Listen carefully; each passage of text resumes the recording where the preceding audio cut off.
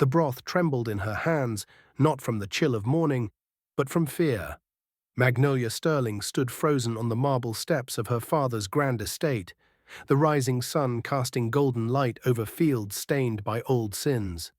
Her silk gown whispered against her legs, soft and expensive, but it was the rough wooden bowl she held that felt most dangerous. Across the courtyard, a man lay slumped against the stone fountain, blood soaking through the leather tunic stretched across his chest.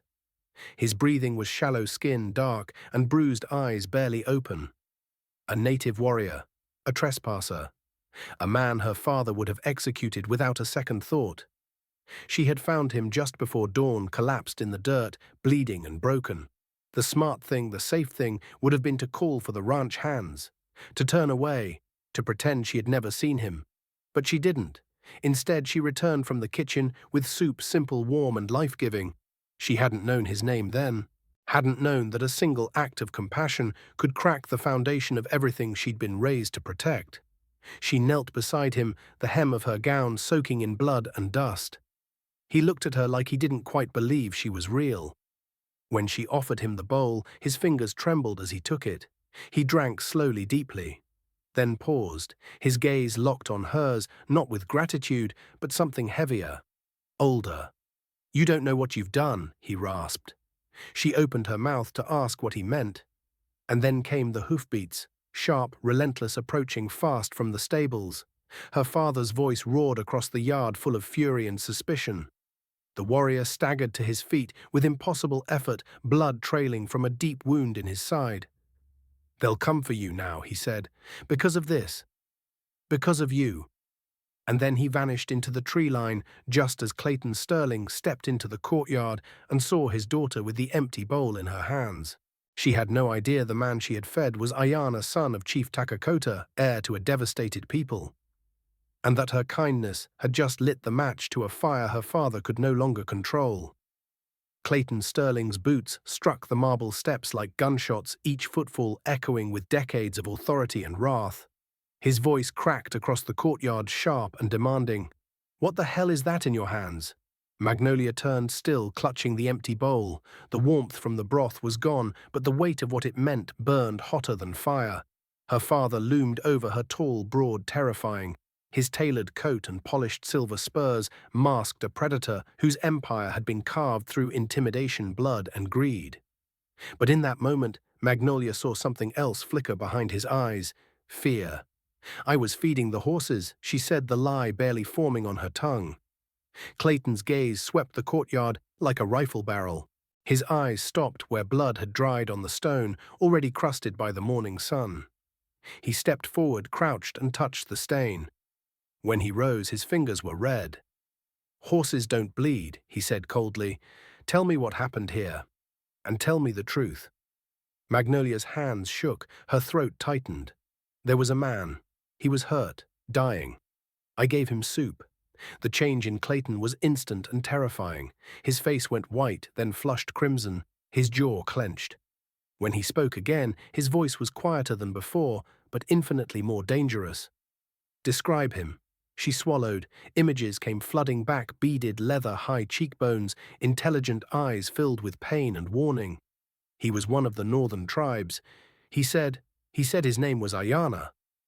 Her father staggered backward like he'd been shot. His hand moved to his pistol by instinct. Around them, ranch hands had paused, sensing something dark unraveling in the air. "Ayana," Clayton whispered almost reverently. Then louder, "Sweet God, do you have any idea what you've done?" And suddenly Magnolia did. The newspaper clippings her father had burned in his study, the hushed conversations that stopped when she entered a room, the increased patrols around their land. She had always sensed something dark, rotting beneath the wealth. What happened 3 months ago, she asked, her voice hollow. Clayton didn't answer at first. He stared toward the distant tree line where Ayana had vanished. Then slowly he spoke. "There was a camp," he said, "Chief Takakota's people. They claimed the land by the river was sacred. Said their ancestors were buried there. They wouldn't leave." He looked away. "So I hired men, not ranch hands, professionals. We waited until the warriors were away hunting." Magnolia's stomach turned. "You cleared the camp." Clayton's voice cracked. We thought they'd scatter, but some fought back. There were women, children. She didn't need him to finish. The image burned itself into her mind, Ayana returning from the hunt, finding only ashes and bones. You killed his family, she whispered. You started a war. And from somewhere beyond the hills, as if summoned by the truth, came the faint thunder of hooves growing louder with every breath. The ground trembled before the mansion, not from tremors, but from hooves. Hundreds of them. From the eastern hills, they came like a storm made of flesh and fury. Dust rose like smoke, and the sun caught the glint of metal beads and bone. 200 riders in war-paint weapons, slung and ready, formed a semicircle that sealed off the Sterling estate like the tightening of a noose. At their center rode Ayana, no longer the bleeding, half-dead man Magnolia had found near the fountain. He sat tall and unflinching atop a black stallion wound's freshly bandaged face, marked with paint that shimmered with meaning she didn't yet understand. A long spear, adorned with feathers and tiny bones, rested in his grasp like a scepter of judgment. Clayton Sterling stepped protectively in front of his daughter, hand on his pistol, his shoulders stiff with a fear he could no longer mask. He'd faced outlaws, claim jumpers and rustlers, but never this. Not 200 warriors with justice burning in their eyes. Ayana raised his voice. Clayton Sterling, he called. You know why I have come. Clayton's knuckles whitened on his weapon. What do you want? Ayana didn't answer right away. His gaze shifted to Magnolia, and something softened behind his expression, a flicker of respect. Your daughter showed me mercy when I should have died, he said. Because of her, I offer a choice. He turned in his saddle, gesturing to the warriors flanking him. Every man here lost someone at the camp you burned. Wives, mothers, children. They came seeking justice your courts would never give. Magnolia's breath caught. She looked out at the sea of grief-worn faces, each one carved by sorrow and rage. There would be no mercy here, only what they were owed. Then Ayana turned back. The choice is this. You, Clayton Sterling, can surrender yourself to the judgment of my people. Or he paused, his eyes locking on Magnolia once more. Your daughter can come with us, willingly. She will live among us. Learn who we are, what was lost. She will be the bridge between the world you tried to destroy and the one you refused to understand. A stunned silence fell. Magnolia stepped back, the wind tugging at her dress. Clayton's pistol lowered slightly. You want to take her, he hissed. As what, a hostage? Ayana shook his head. Not hostage, witness, voice, student. If she is willing, she will be honored, protected, and taught. But she will also see the truth you buried bone by bone. Magnolia's heart pounded. She looked between the man who raised her on conquest and the warrior she had saved with soup. And she realized the war wasn't just outside the mansion. It had always been inside these walls. The air was razor-thin, brittle with silence. Clayton's ranch hands stood, frozen rifles in trembling hands, hopelessly outnumbered. 200 warriors held their ground like carved stone eyes, locked on the mansion steps. No one moved. Not even the wind dared speak. Then Magnolia did. She stepped forward, silk brushing the marble, her spine straight, despite the terror roaring through her veins. I'll go, she said. Her voice was steady, her hands weren't. But I have conditions. A ripple passed through the warriors. Several shifted in their saddles. One shouted, she is in no place to bargain. But Ayana raised his hand. Silence fell again. Speak. Magnolia swallowed hard and met his gaze. You take me, willingly. You teach me, show me your world, but you leave my father alive. You don't spill blood here today. Let the courts decide his fate, not vengeance. Clayton choked. No, Magnolia, no, I won't let you trade your life for my sins. She turned to him then, for perhaps the first time, not as a daughter, but as a judge. It's not sacrifice, father, it's justice, the kind you denied when you burned their homes and called it protection. Clayton reached for her but stopped. His hand, once so steady with power, trembled. Ayana dismounted and stepped toward her. Up close, the war paint looked like scripture-etched symbols of grief, pride, memory. His eyes searched hers for hesitation. Do you understand what you're choosing? He asked quietly. There is no silk, no servants, just land hunger and hard-earned trust. She nodded. Then it's time I learn what my comfort cost. But even as Ayana agreed, murmurs broke out among the warriors. Tension rippled through the ranks. Another rider galloped from the northern trail, his horse foam-flecked and exhausted. He slid from the saddle and spoke rapidly in their native tongue. Ayana's expression changed, first confusion, then horror. "What is it?" Magnolia asked, even as her pulse quickened. Ayana turned, his voice now urgent, clipped. "There's been another attack. A winter camp, 20 miles north. Women, children, elders, dead." Clayton stepped back, stunned. "That wasn't me. I gave no orders." "Not your men," Ayana said darkly. "Territorial soldiers. Your government's flag flew above the massacre." A chill passed through Magnolia's blood. The horror was larger than her father. This wasn't just retribution, it was war. War that had already begun. Ayana turned to his warriors and barked an order. A dozen broke off instantly, wheeling their horses north. Time was running out. And now Magnolia's choice was no longer about redemption alone. It was about whether mercy could survive in a world already on fire. The air snapped like dry twigs beneath a boot. Just as Magnolia stepped down from the mansion steps, her decision made the weight of it anchoring her soul. A new sound cut through the valley. Not the low thunder of hooves they'd come to fear, but something faster, urgent, singular. A lone rider burst over the eastern ridge, his horse slick with sweat and streaked with foam. The boy in the saddle couldn't have been more than 17, but his face carried the gravity of someone far older. He pushed the beast hard, weaving between warriors' dust, curling like smoke in his wake. Ayana stepped forward, his hand instinctively tightening around his spear. The rider dismounted mid-motion and dropped to one knee before him, speaking in a torrent of their native tongue, panicked, breathless. Magnolia couldn't understand the words, but she didn't need to. She could see the devastation spread across Ayana's face like cracks in stone. Clayton moved closer to his daughter, his voice low, hoarse.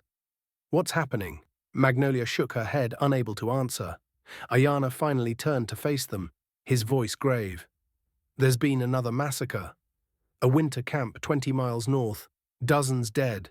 Elders, mothers, sick children." Clayton took a staggering step backward. No, I didn't. "I haven't hired, they weren't your men." Ayana cut in. "They wore government uniforms, carried your flag." Silence fell like a guillotine. Even the horses seemed to freeze their breaths, misting in the morning sun. Magnolia felt the ground tilt beneath her. The fire they thought had started in her father's name had spread untethered, feeding on old hatred and state-sanctioned greed. Ayana clenched his jaw. "My youngest brother was there, visiting his wife's family. He died shielding the children.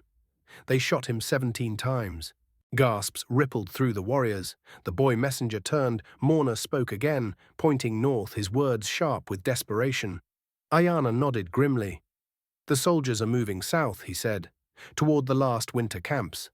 The warriors erupted. Arguments broke out in their native tongue, furious and sorrowful. Some gestured toward Clayton, others pointed north, but the meaning was clear. Justice for the past was now in direct conflict with the survival of the future. One by one, riders peeled away, wheeling their horses and vanishing over the northern ridge, chasing smoke, chasing screams that hadn't yet reached the valley. Soon barely 30 remained with Ayana. And the choice Magnolia had made, the mercy she offered, now stood on trembling ground as a greater storm approached. The dust of the departing riders hadn't yet settled when Ayana turned back toward Clayton. His expression was unreadable grief, tempered by something harder, older. Justice sharpened into ritual. From a leather pouch at his side, he pulled something small and delicate. At first, Magnolia couldn't tell what it was, but as it caught the morning light, her breath caught. A necklace woven from tiny bones, each one carefully polished and threaded between beads dyed with plant color. It was child-sized, the kind of trinket a little girl might make for a doll or a mother. Ayana stepped forward, holding it out with reverence. "This belonged to my sister," he said, his voice flat, but trembling just beneath the surface. "She was 8 years old when your hired men came to the river camp. They shot her while she was stringing these beads. She was making it for her doll." Clayton's eyes widened, his mouth slightly open. The necklace hung between them like a curse, I buried her with my own hands, Ayana continued, but I kept this, waiting for the day I could place it around the neck of the man who paid for her death. The wind stilled, not a hoof moved. Even the birds seemed to hush. Wear it, Ayana said, not as a trophy, as truth, as burden. You will feel her bones against your chest every time you rise, every time you eat, every time you count your wealth. And you will remember what it cost. Clayton stood frozen. For once, the man known across counties for his ruthless ambition looked small. His hand trembled as it reached forward. And if I refuse, he asked, barely audible. Ayana's eyes flicked to Magnolia, then back. His voice was quiet, deadly. Then your daughter's kindness was for nothing. And after I save my people from the soldiers, I will return, not with mercy, but with fire. Clayton's face crumpled. He took the necklace in shaking hands and slowly lifted it over his head. The bones rested against his chest, impossibly light, yet heavier than anything he had ever carried. Something shifted in him then. His shoulders sagged, his spine bent. His empire, built from conquest, collapsed silently inside the man who had once believed himself untouchable. Ayana didn't gloat, he didn't sneer. He simply watched as the final mask cracked. You may yet find a way to honor the dead, he said, voice hoarse. But only if you let this break you first. The remaining warriors murmured softly. Not with rage this time, but something like uneasy acceptance. The demand for blood had been answered with bone. And that, for now, would have to be enough. The courtyard stood in silence, stripped of anger, stripped of threat. Only the wind remained whispering through the cottonwoods, brushing against stone, as if it too understood what had changed. Clayton Sterling said nothing. He simply stood there, the necklace of tiny bones resting against his chest. It didn't shine like his medals. It didn't glint like the silver spurs on his boots. But it weighed more than any empire he had ever built. And he wore it. Not for a moment, not for show, but for life. Days passed, then months. The mansion did not burn, but it changed. Its walls no longer echoed with the iron command of a ruthless land baron. They hummed with something softer, quieter. Repentance. Clayton sold half his holdings and used the profits not to expand, but to rebuild. Where there had once been fences and locked gates, he funded schools, clinics, and gathering halls, places where Lakota children and settler children sat side by side. Places where language flowed in both tongues, where medicine served both bloodlines. The man once known for breaking spirits became a steward of healing, not to erase what he had done, but to live with it, to let it carve him into someone new. Magnolia never married. She traded satin for buckskin, English for Lakota, and comfort for understanding. She lived among Ayana's people for many years, not as a guest, but as a student. She learned their stories, their songs, their sacred places. She helped translate, mediate, teach. She built bridges where her father once dug graves, and Ayana lived. He survived the Northern Campaign, though it cost him more than blood. He returned with fewer men, but with his people still breathing, still resisting the slow death others had planned for them. Years later, long after the wars had ended, children would gather beneath his voice like it was firelight. He'd tell them stories not of battles, but of a young woman in silk who gave a dying warrior soup when she didn't have to. A single act, he would say, that cracked open history like a seed-splitting stone. Sometimes Ayana would say, mercy isn't weakness. Sometimes it's the fire that burns down what should never have stood. The Sterling Mansion still stands, not as a monument to conquest, but as a symbol of what happens when one person dares to choose compassion over silence. Its halls echo now with laughter languages intertwining. Its windows glow with candlelight and possibility. And in a locked drawer in the study, never forgotten, rests the necklace, each bone still smooth, still small, still powerful enough to change the world. Long after the last hoofbeats faded into the hills, after the blood was scrubbed from the stone and the smoke of war gave way to wildflowers, the true weight of the story remained. Not in the weapons, not in the vengeance withheld, not even in the necklace of tiny bones, but in the bowl, that simple wooden bowl warm with soup trembling in the hands of a trembling girl, became the spark that turned a tide no army could stop. It was never meant to be history, It wasn't strategy. It wasn't justice delivered by the barrel of a gun. It was kindness, instinctive, defiant, human. Magnolia Sterling never understood the cost of what she did that morning, not at first. She had only seen a man in pain and answered that pain with mercy. Yet that single gesture reached farther than her father's fortune ever had. It pierced through prejudice, through legacy, through blood-soaked soil and burned villages. It reminded a dying warrior that not all white faces meant death. It reminded an empire that the mightiest walls crumble before the quiet rebellion of compassion. And it reminded us all that justice is not simply revenge made righteous. True justice listens before it punishes. It reckons without annihilating. It does not demand blood when understanding can break the cycle.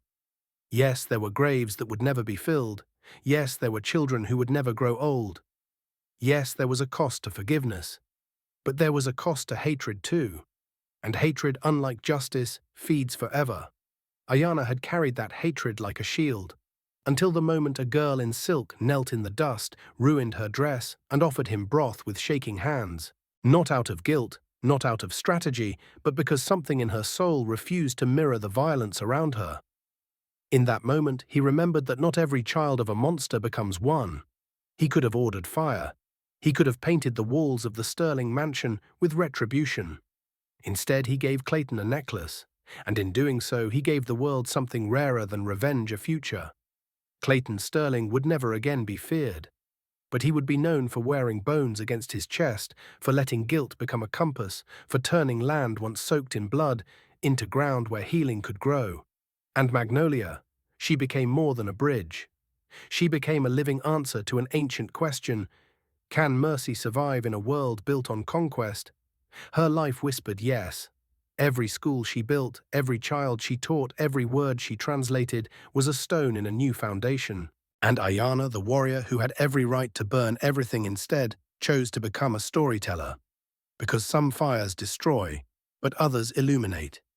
He told their story not to glorify pain, but to warn against it. He spoke of a necklace made of bones, a mansion turned sanctuary, and a bowl of soup that changed the shape of history. And he ended every telling with the same words: kindness, he'd say, doesn't forget. It doesn't erase. But sometimes it saves just enough to begin again.